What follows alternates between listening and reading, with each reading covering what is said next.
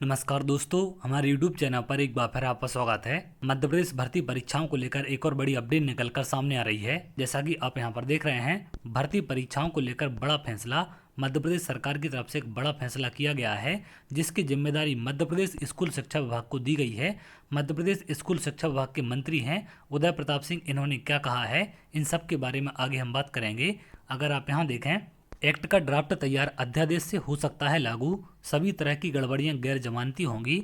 मध्य प्रदेश में paper leak पर 1 करोड़ जुर्माना और 10 साल सजा। तो यहाँ पर आप देख सकते हैं कि मध्य प्रदेश में पेपर लीक होने पर अब 1 करोड़ का जुर्माना लगाया जाएगा और इसके साथ साथ 10 साल की भी सजा यहाँ पर दी जाएगी।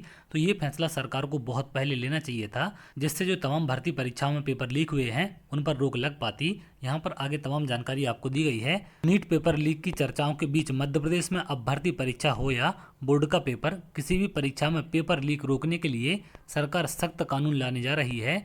फिलहाल इसका अध्यादेश लागू हो सकता है। इसमें परीक्षा केंद्र, सर्विस प्रोवाइडर कंपनी या कोई व्यक्ति जो पेपर लीक और किसी गड़बड़ी में शामिल पाया जाता है तो उसकी सीधी जवाबदेही तय होगी। इसमें 1 करोड़ रुपए तक का जुर्माना और 10 साल तक की सजा हो सकती है। आरोपी की प्रॉपर्टी भी अटैच या जब्त होगी। एक्ट का प्रारूप तैयार हो गया है। इसे परीक्षण के लिए विधि विभाग को भेजा गया है। सरकार की कोशिश थी कि इसे मौजूदा विधानसभा सत्र में लाया जाए, लेकिन अब इसे सत्र के बाद अध्यादेश के जरिए लागू किए जाने की तैयारी है। एक्ट के प्रारूप बनाने का काम स्कूल शिक्षा विभाग को दिया गया है। ऐसा इसलिए क्योंकि पूर्व में नकल रोकने और कार्रवाई से जुड़े नियम भी स्कूल शिक्षा विभाग की ओर से ही लागू किए गए थे।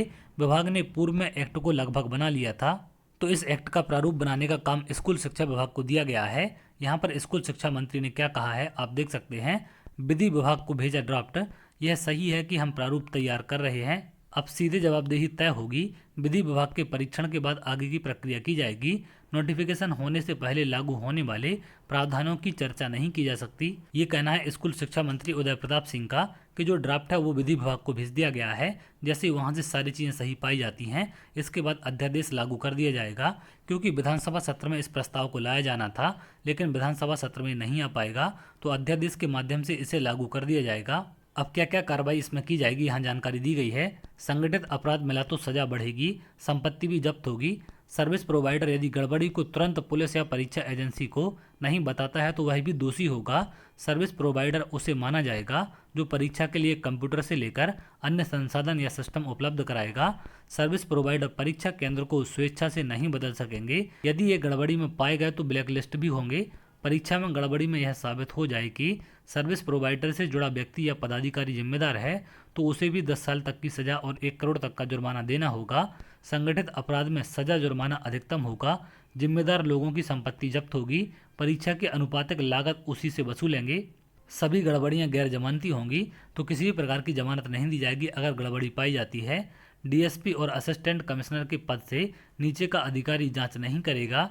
सरकार चाहे तो एसआईटी बना सकती है या केंद्र या राज्य की इन्फोर्समेंट एजेंसी को जांच दे सकती है। तो यहाँ पर ये सारी चीज़ें तय कर दी गई हैं कि कौन इसकी जांच कर सकता है, और यदि किसी भी प्रकार की गड़बड़ पाई जाती है तो इसमें जमानत नहीं मिलेगी, क्योंकि गैर जमानती कानून इसमें लागू किया जाएगा। तो चलिए आगे देखते हैं, जो भी अपडेट निकलकर सामने आएगी मैं आपको जरूर शेयर करूंगा। अगर आप ऐसी जानकारी चाहते हैं तो हमारे चैनल के साथ जुड़ सकते हैं, जिससे और भी इंपॉर्टेंट अपडेट आपको मिल सके। बहुत जल्द अगली वीडियो मिलेंगे, तब तक के लिए बहुत बहुत धन्यवाद।